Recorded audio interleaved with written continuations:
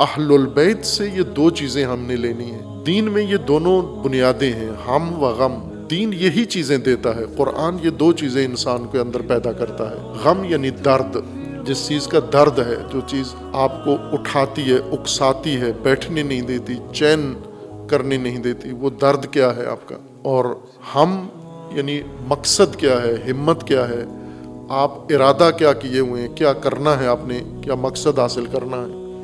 تو دین یہ دو چیزیں ایجاد کرتا ہے انسان کے اندر، ہم و غم. یعنی مقصد انسان کے سامنے رکھتا ہے، مہمات انسان کے سامنے رکھتا ہے، اور دوسرا درد پیدا کرتا ہے دین.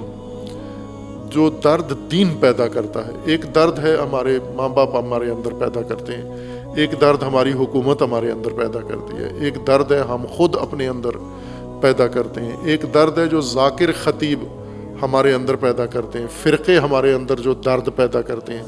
ان کا دین سے کوئی تعلق نہیں ہے.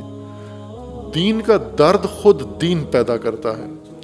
اب ہم اہل البیت سے یہ دو چیزیں ہم نے سیکھنی ہیں، ہم و غم. اہل البیت کی زندگی کا ہم و غم کیا ہے، اور انہوں نے امت کو ہم کیا دیا اور غم کیا دیا.